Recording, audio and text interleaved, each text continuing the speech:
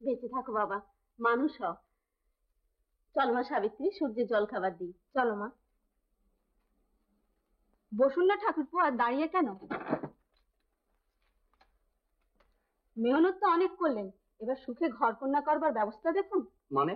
কষ্ট করে বিয়ে পাশটা করলেন, এরপর সামনে অপেক্ষা করছে আরেকটি পাশ। আর পাস টাস নয় বৌদি, এবারে একেবারে মাস্টারি। হ্যাঁ নিশ্চয়ই, বিয়ে পাশটা করে নিন, ছাত্রীটাকে এনে দিই, তারপর মিষ্টান্ন ভিতরে জানা।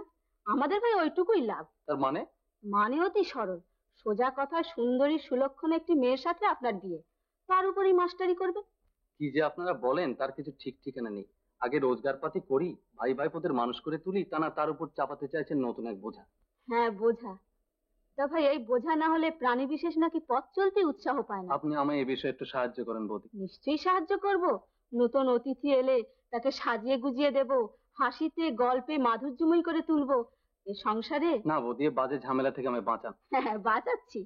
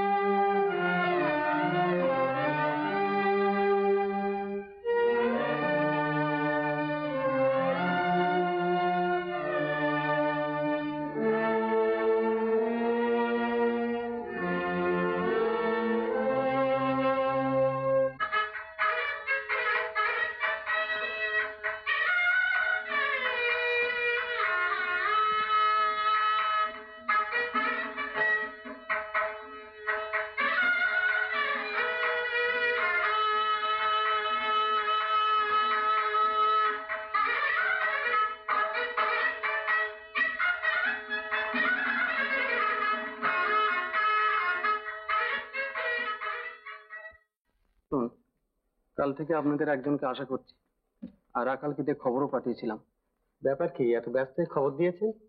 বিয়ের নেমন্তন্ন বাসি হয়ে যাচ্ছে বলে? শুধু বাসি নয় চারুবাবু, খানিকটা যেন বিষাক্ত হয়ে উঠেছে। ঠিক বুঝলাম না কথাটা, একটু স্পষ্ট করে বলুন। বলবো বলেই তো আপনাকে ডেকে পাঠিয়েছি, সারা রাত ধরে আপনার সঙ্গে কথা বলবো। এখন অনুরূপের সঙ্গে কথাটা শেষ করিনি। তারপর কলকাতার খবর কি? জিলু খবর দিয়েছে যুগান্তর আর অনুশীলন দুই দলের সঙ্গে সে আলাপ আলোচনা চালাচ্ছে। আমাকে শিগগির যেতে লিখেছে। হুম, সেই ভালো। তুমি যত শিগগির পারো কলকাতা চলে যাও। আমার মনে হয় প্রোগ্রাম ছাড়া আমাদের কারো এখন বসে থাকা ঠিক হবে না। যাবার কিছু খরচপত্র দরকার। আহ, আমি কালকে মায়না পেয়েছি, তুমি আমার জন্য কিছু রেখে সপ্তাহে নিয়ে যেতে পারো।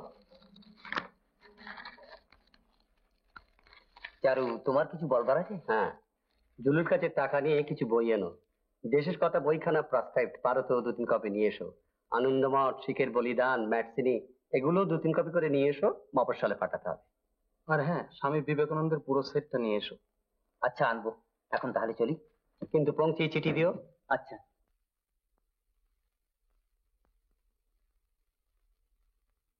আপনার কাছে আমার কিছুই লুকোবার নেই চারুবাবু। আমার বাস্তব জীবনের সমস্যার সমাধান। সমস্যা কোথায়?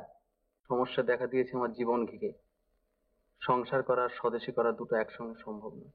বিয়ে গেল পরশু, 2 দিন না যেতেই বন্ধন বোধ করছেন? শুধু বন্ধন নয় চারুবাবু, দেহ মনের উপর এই যেন এক দুর্বিষহ পীড়নের ব্যবস্থা হয়ে রইল। বিয়ের আগে এটা ভাবা উচিত ছিল সূর্যবাবু। জ্যাঠামশায়, দাদা, মা, বৌদি, এদের খুশি করবার জন্য মুখ বুজে মাথা পেতে যা মেনে নিলাম, তাতেই আর একজনের চিরন্তন পীড়নের অধিকার সৃষ্টি করলাম, এ কথা আমি আগে ভাবিনি। এই পথে থেকে অনেকেই সংসার করেছেন। স্বয়ং যতীন মুখার্জি একজন বিবাহিত লোক ছিলেন। না না চারুবাবু, ও পরামর্শ আমায় দেবেন না। এ আমি পারবো না, কিছুতেই পারবো না। ওরা আমার চেয়ে ঢের বড় ছিলেন। ত্যাগের কথা, আত্মসংযমের কথা আমি মুখে বলবো, আর নিজে ডুবে থাকবো ভোগের মাঝে? কিছুতেই না, কিছুতেই আমি পারবো না। তবে আপনি কি করতে চান? স্ত্রীর সঙ্গে পরিচয় আমার হয়নি। বাসর ঘরের প্রথম রাত্রি কাটিয়ে দিয়েছি চেয়ারে বসে ঠাকুরের কথা মৃত পড়ে। সন্ন্যাসের এই পথে জীবনটাকেও কাটিয়ে দিতে চাই, থাকতে চাই বিরাট আমাদের এই কাজের মাঝে। এর জন্য গ্রাম ছেড়ে, এ শহর ছেড়ে দূরে, বহু দূরে আমি বেছে নিতে চাই আমার কর্মকেন্দ্র। আপনারা আমায় শুধু ছেড়ে দিন। এ কি পাগলামো কথা বলছেন সূর্যবাবু? পথ আছে, নজিরও আছে। আছে? হ্যাঁ আছে বই কি। শ্রী অরবিন্দই তো এই পথের একজন আদর্শ পথিক। দেশের প্রতি প্রেমকে সীমাহীন করলেন, সংসারকে দেখলেন ছোট করে। স্ত্রী মৃণালিনী দেবীকেও সেই পথই দেখালেন, বললেন দেশকে ভালোবাসো, সবকে পাবে। এর ফল কি হয়েছে? ফল কি হয়েছে তা ঠিক জানি না, তবে এইটুকু জানি তিনি তার স্ত্রীকে খোলাখুলি ভাবে বললেন, দেখো, দেশ যাকে সর্বস্ব অপহরণ করে রিক্ত নিঃস্ব ভিখারি করে দুনিয়ার বুকে ছেড়ে দিয়েছে, তার কাছে গৃহের মায়া, প্রিয়জনের আকর্ষণ সব মূল্যহীন। আপনি কি মনে করেন শুধু উপদেশে একটি নারীর হৃদয় শান্ত হবে? আপনি তো সব অন্ধকার দেখছেন, আমার এই পরামর্শ হয়তো অন্ধকারের মধ্যে একটু আলোর কাজ করতে পারে।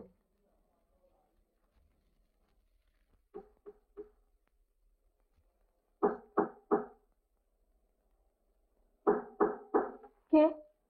আমি সূর্য।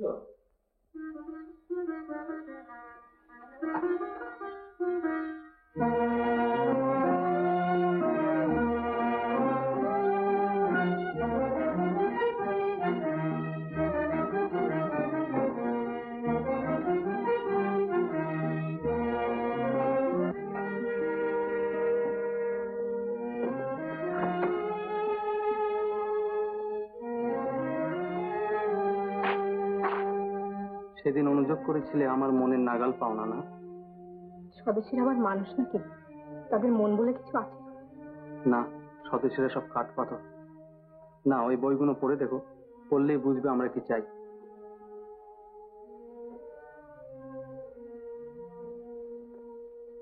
এর চেয়ে আমার জন্য খানিকটা বিষ এনে দিলে সব লেখা চুকে যেত। লেখা? সে আবার কি পুষ্প?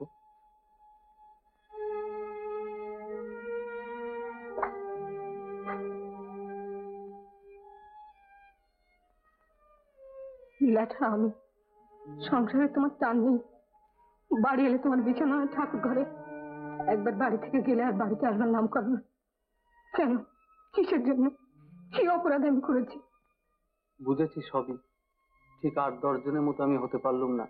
সে অভিযোগ তোমার, সবার। শুধু অভিযোগ নেই আমার। তোমার আবার অভিযোগ?